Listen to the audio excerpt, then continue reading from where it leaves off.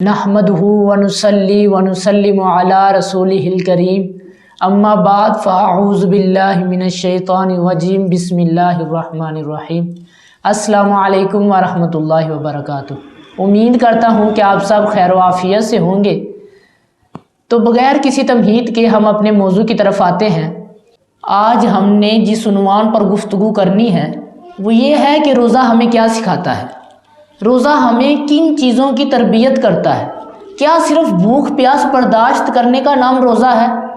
اگر ہم نے روزہ تو رکھ لیا، بھوک پیاس تو برداشت کر لی، لیکن ہمیں جھوٹ بولنے کی عادت نہیں گئی، ہم نے جھوٹ بولنا نہیں چھوڑا، سود خوری نہیں چھوڑی، دوسروں کا حق کھانا نہیں چھوڑا، اگر ہم میں ساری برائیاں موجود ہیں تو پھر بھی روزہ رکھ رہے ہیں، تو پھر ہمارے روزہ رکھنے کا کوئی مقصد نہیں ہے۔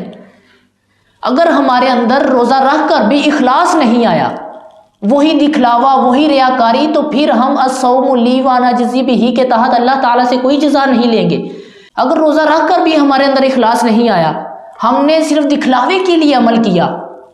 ہم نے صدقہ خیرات تو اس لیے دی تھی کہ اللہ تبارک و تعالی ہم سے راضی ہو جائے، ہم نے اللہ تعالیٰ کی رضا چاہنے کے لیے صدقہ خیرات کرنا تھا، ہم نے اس میں یہ نیت کر لی کہ لوگوں کے درمیان ہماری بلے بلے ہو جائے، لوگ ہمیں بڑا کہیں کہ یہ تو بہت بڑا سخی ہے، یہ تو بڑا صدقہ کرتا ہے، خیرات کرتا ہے۔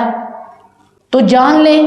کہ جو بندے کے اندر دکھلاوا رہا، ریاکاری رہی، اور وہ روزہ بھی رکھتا رہا، تو اس کو اللہ تبارک و تعالیٰ کے ہاں کوئی اجر نہیں ملے گا۔ آقا علیہ الصلوۃ والسلام نے ارشاد فرمایا کہ قیامت والے دن اللہ تبارک و تعالیٰ کے حکم سے فرشتہ اعلان کرنے والا اعلان کرے گا کہ من کان اشرک فی عمل عملہ للہ احدا، کہاں ہیں وہ لوگ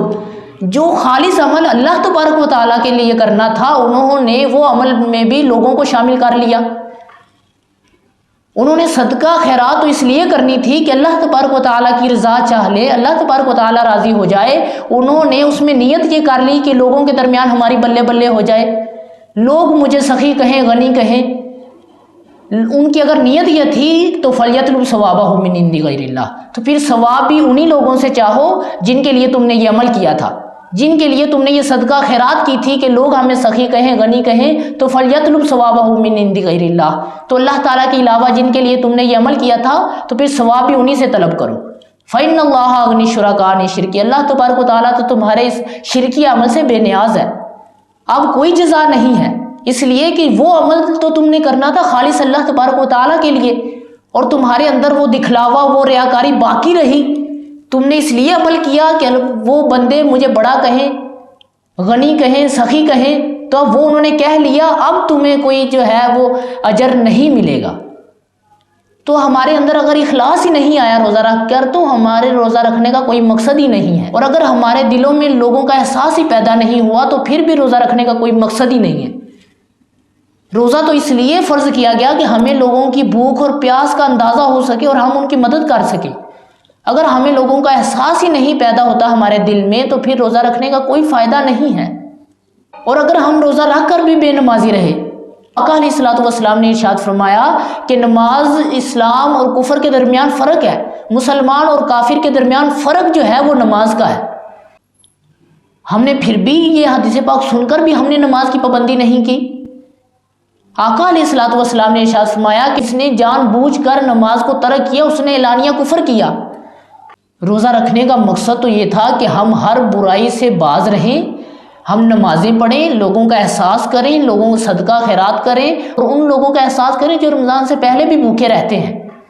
جن کے پاس کھانے پینے کے لیے کچھ نہیں ہے، ہم ان کی مدد کریں، اور اس میں پھر اخلاص ہونا چاہیے۔ آقا علیہ الصلوۃ والسلام نے تو ارشاد فرمایا کہ ہلاک ہو گیا وہ شخص جس نے رمضان کا مہینہ پایا اور اپنی بخشش نہ کروا سکا۔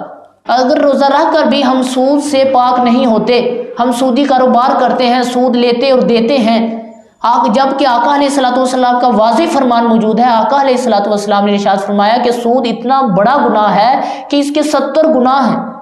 اور سب سے ادنا گناہ جو ہے وہ یہ ہے کہ بندہ اپنی ماں کے ساتھ زنا کرے۔ کیا ہم میں سے کوئی بندہ یہ پسند کرے گا کہ اپنی ماں کے ساتھ زنا کرے؟ لیکن سود کے کاروبار تو ہم کر رہے ہیں، اتنا بڑا گناہ ہے سود، لیکن ہم جو ہے اس حدیث پاک کو پس پشت ڈال کر سود کا کاروبار کر رہے ہیں، قرض لے رہے ہیں سود پر۔ تو ہمیں ان سب چیزوں سے باز آنا چاہیے۔ اگر ہم یہ چاہتے ہیں کہ صوم لی وانا جزی بھی کے تحت ہمیں بھی کچھ ملے، تو ہمیں پھر جھوٹ سے بھی پاک رہنا چاہیے، سود کے کاروبار سے بھی پاک رہنا چاہیے، اور نماز کی پابندی کرنی چاہیے، اور ہر عمل میں اخلاص اور للہیت اپنانی چاہیے۔ تو دعا کرتا ہوں اللہ تبارک و تعالی ہمیں عمل کی توفیق عطا فرمائے، اور ہمیں اس روزے کا اصل مقصد کو پہچاننے اور پھر روزے سے تربیت حاصل کرنے کی توفیق عطا فرمائے۔ تو دعاؤں میں یاد رکھیے گا، ملتے ہیں اگلی ویڈیو میں، اللہ حافظ۔